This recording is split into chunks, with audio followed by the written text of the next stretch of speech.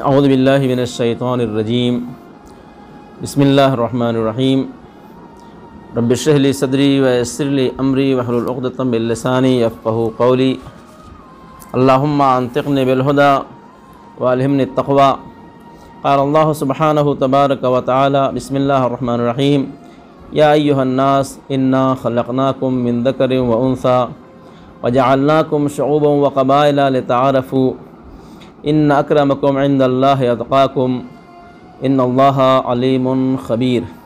ناظرین السلام علیکم، آپ حضرات ملاحظہ فرما رہے ہیں ہماری سیریز اسلامی فیملی سسٹم، اور آج اس سیریز کی آخری ویڈیو ہے جو آپ کے سامنے لے کے حاضر ہوئے ہیں، اور اس میں آج ہم گفتگو کریں گے اسلامی فیملی سسٹم میں کیا جوائنٹ فیملی کا کوئی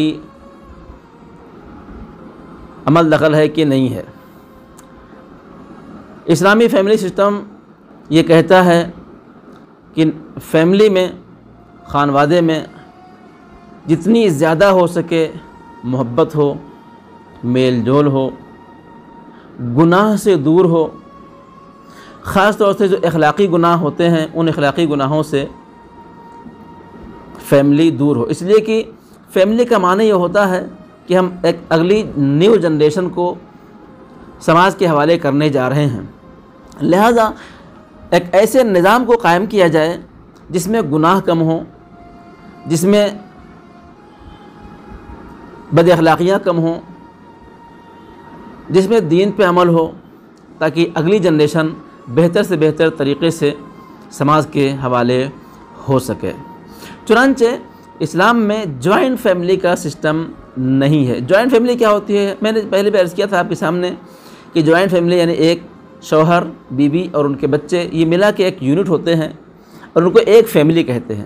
جب کئی شوہر، بیوی اور ان کے بچے مل کے ایک ساتھ رہتے ہیں تو اسے کہتے ہیں جوائنٹ فیملی۔ جوائنٹ فیملی کے جہاں پہ بہت سارے نقصانات، فائدے ہیں، وہیں پہ کچھ نقصانات بھی ہیں۔ جوائنٹ فیملی میں دو طرح کے مسائل ہیں، ایک مسئلہ مسئلہ شرعی ہے اور دوسرا مسئلہ مسئلہ اخلاقی ہے۔ جوائنٹ فیملی میں سب سے بڑا مسئلہ جو شرعی مسئلہ ہے وہ کیا ہے؟ وہ مسئلہ حجاب کا، جیسا کہ ہم نے پچھلے ایپیسوڈوں میں عرض کیا۔ جوائنٹ فیملی میں سب سے بڑا مسئلہ حجاب کا مسئلہ ہے کہ ایک لڑکی جب رخصت ہو کے اپنے شوہر کے ساتھ آتی ہے تو شوہر کے گھر میں اس لڑکی کے لیے اس کا شوہر، شوہر کے والد اور اس کے دادا، ان کے علاوہ جتنے لوگ ہیں یہ سب اس کے لیے نامحرم ہیں۔ شوہر کے چاچا، شوہر کے تایا، شوہر کے خالو، شوہر کے ماموں، ان کے بچے، یہ سب کے سب ایک لڑکی کے لیے کیا ہوتے ہیں؟ نامحرم ہوتے ہیں۔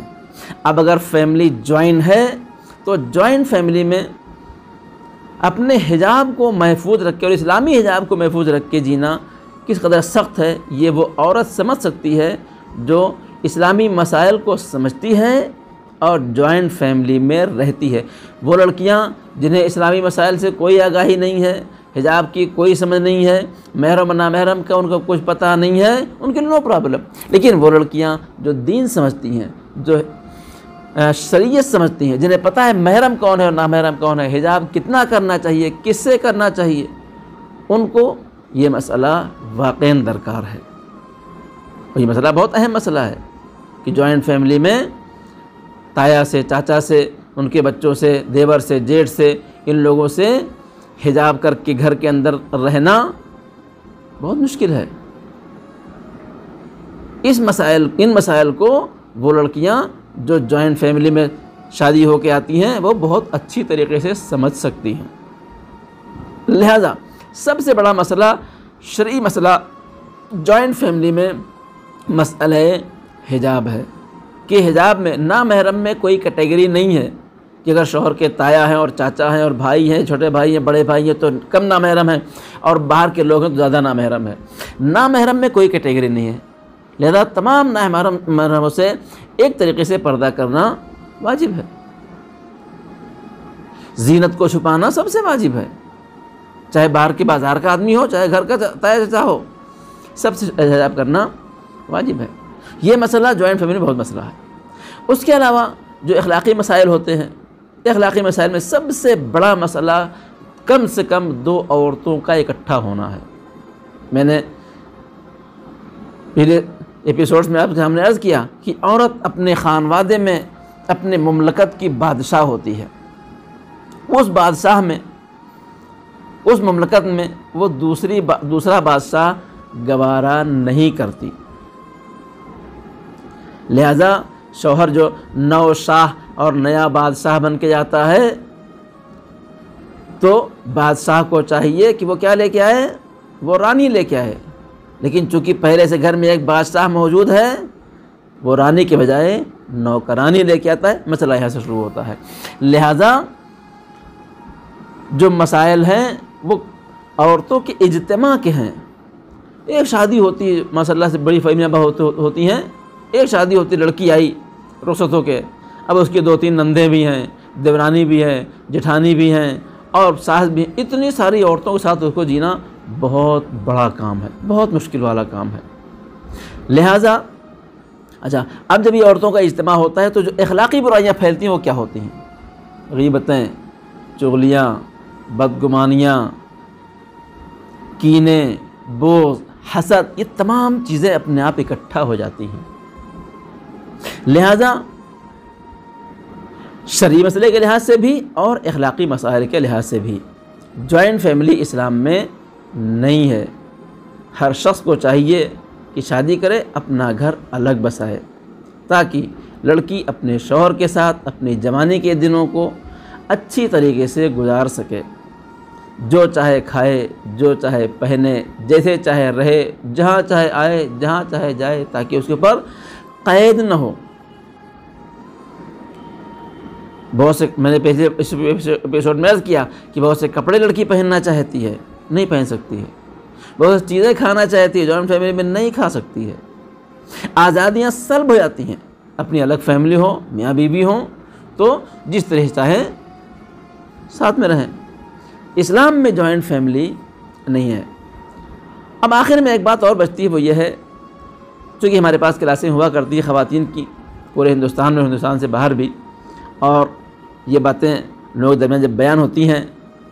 ایک جگہ کلاس ہو رہی تھی، ایک خاتون نے ہاتھ اٹھایا، مولانا آپ کی بات ٹھیک ہے کہ جب لڑکی رخصت ہو کے آتی ہے تو گھر میں دیور ہیں اور جیٹھ ہیں اور ان کے بچے ہیں، یہ سب نامحرم ہوتے ہیں اور ان سے پردہ کرنا مشکل ہوتا ہے، لہٰذا لڑکی کو اپنے شوہر کے ساتھ الگ رہنا چاہیے۔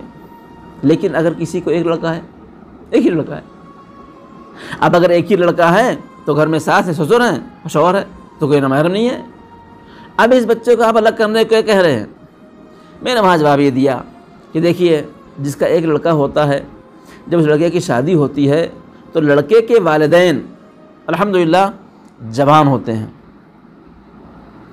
اب ایسے میں ان کو چاہیے کہ اپنے بہو اور اپنے بیٹے کو الگ جگہ لے کے وہاں رکھیں اور انہیں آزادی سے جینے کا حق دیں اور ان کی زندگی میں دخالت نہ کریں،